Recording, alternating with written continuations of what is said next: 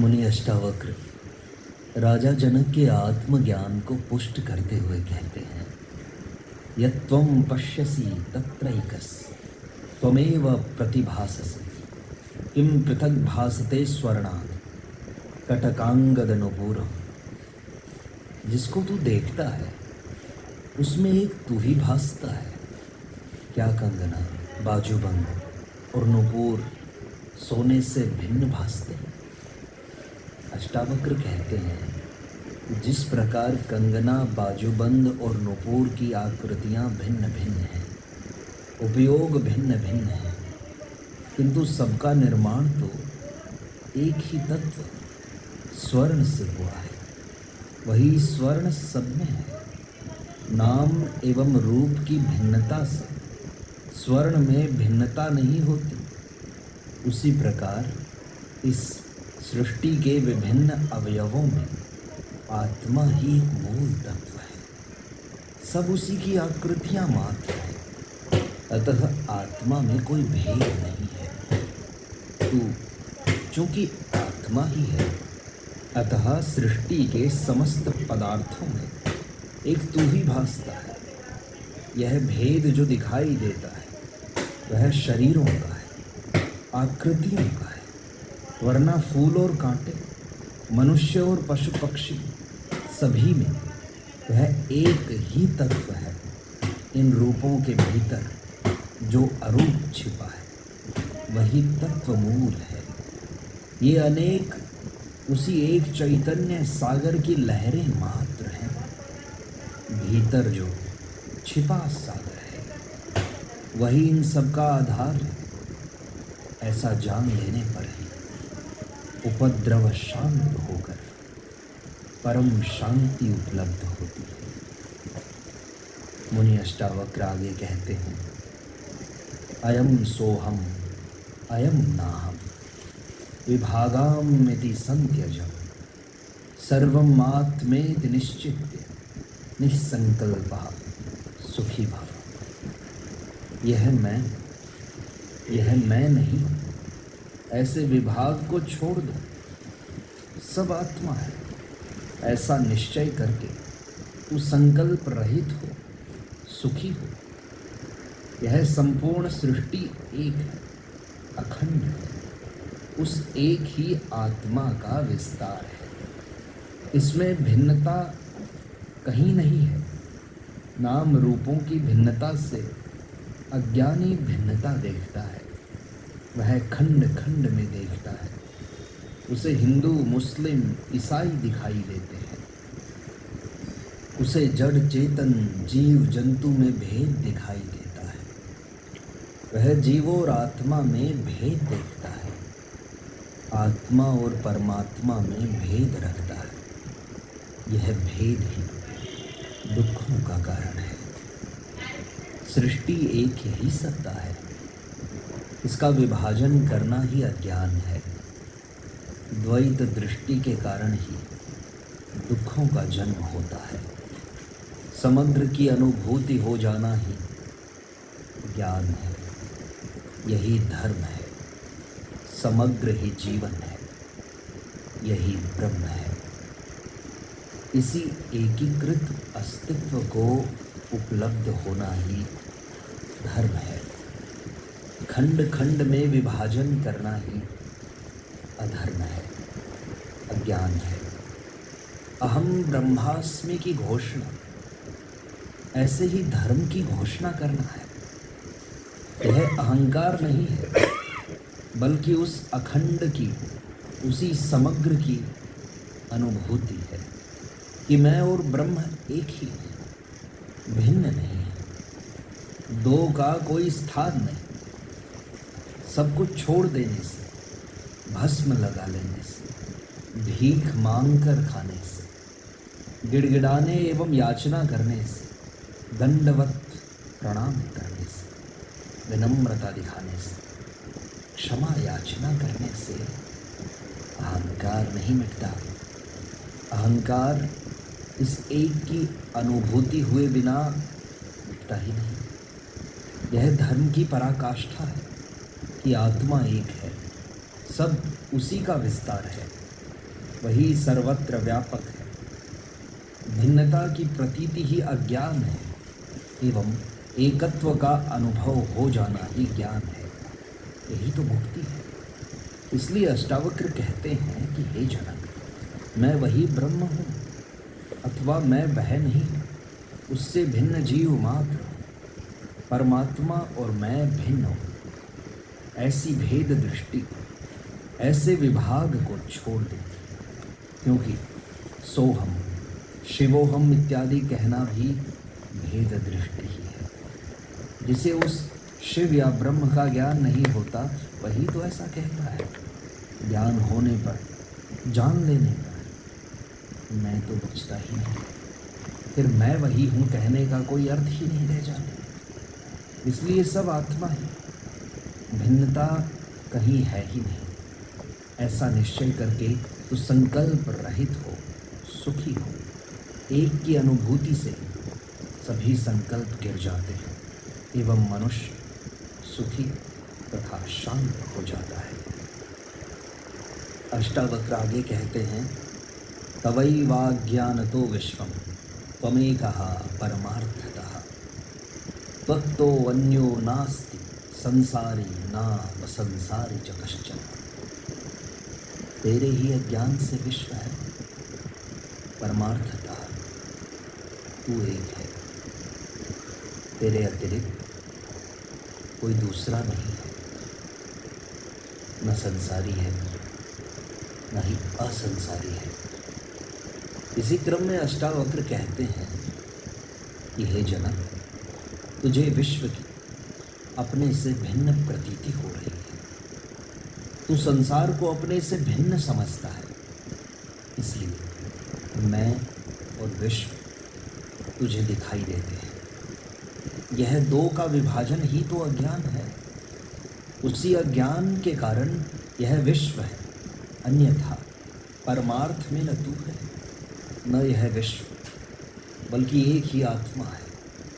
जो तू है वही यह विश्व है। इसी प्रकार संसारी और असंसारी का भेद भी अज्ञान के कारण है। ये सभी आत्मा है, अतः तू ही सब कुछ है। तेरे सिवाय कोई दूसरा है ही नहीं। सब आत्मा रूप है। यही ज्ञान है, यही परम सत्य है। सत्य एक ही है, दो सत्य कभी नहीं होते। यह भेद ही अज्ञान है एवं अभेद ज्ञान है। अभेद के बीच जब अहंकार की दीवार खड़ी होती है तब भेद दिखाई देता है। इसके गिरते ही सब अभेद दिखाई देता है। सभी संयुक्त प्रतीत होता है। अतः अहंकार ही अज्ञान है। यह आत्मा संसारी भी नहीं है, क्योंकि यह संसार में लिप्त नहीं है। यह असंसारी भी नहीं है, क्योंकि संसार उसी की तो अभिव्यक्ति है। अष्टावक्र आगे समझाते हैं, भ्रांति मात्रमिदं विश्वम न किंचिदिति निश्चय निर्वासनः स्फूर्ति मात्रो न किंचिद इव शाम्यति।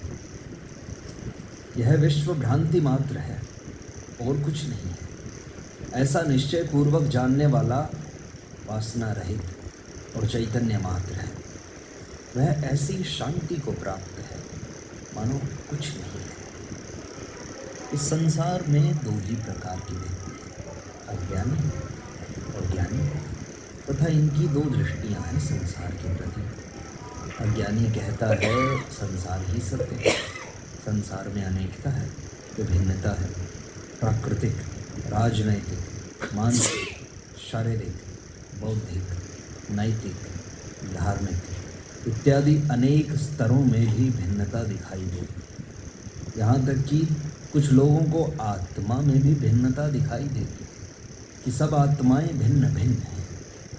कुछ लोग परमात्मा में भी भिन्नता देखते हैं, जैसे कि हिंदू के, मुस्लिम के, ईसाई के, जैनी के परमात्मा भिन्न भिन्न है। यह सब दृष्टि अज्ञानी की है। उसे जैसा प्रत्यक्ष दिखाई देता है वैसा ही मान लेता है। परोक्ष का उसे कुछ पता नहीं।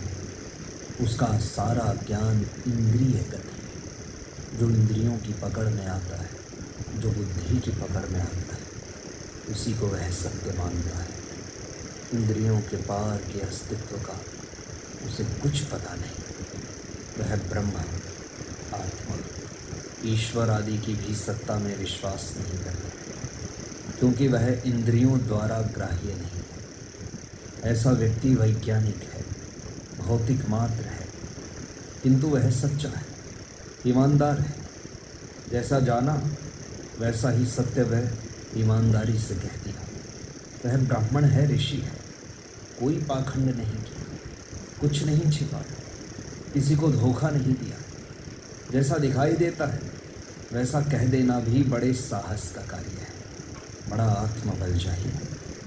दुनिया के सारे धर्मों की मान्यताओं को ठुकरा कर तथा सजा के भय को भी साहस के साथ स्वीकार करते हुए जब गैलीलियो ने कहा कि सूर्य नहीं पृथ्वी घूमती है, तो उसके ये वाक्य क्या किसी ऋषि वाक्य से कम थे? चारवाक को भी इसलिए ऋषि कहा गया कि उसने जैसा जाना प्रकट कर दिया। किंतु कई पाखंडी ऐसे हैं जिन्होंने जाना नहीं और कहते हैं कि ब्रह्म है, आत्मा है, सृष्टि माया है, इसमें सार नहीं है, ब्रह्म सत्य है, मोक्ष है, स्वर्ग नरक है, पुनर्जन्म है।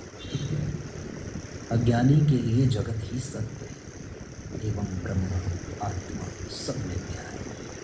किंतु न जानते हुए भी जानने का दावा करना तथा उन्हें सिद्ध करने का प्रयत्न करना बेईमानी है। ये सच्चे नहीं है, धोखेबाज है। दूसरी दृष्टि ज्ञानी की है, उसी ने ब्रह्म, आत्मा, ईश्वर आदि को जाना है। अज्ञानी स्थूल को ही जानता है, सूक्ष्म उसकी पकड़ में नहीं आता। वह प्रकृति को ही जानता है, उसकी दृष्टि शरीर, उसके भोग एवं विषयों तक ही सीमित है। जिससे इनसे परे जो सूक्ष्म है, जो चेतन है, जो शक्ति है, उसे नहीं जान पाता। जिससे वह कहता है कि ये है ही नहीं, झूठ है, बकवास है।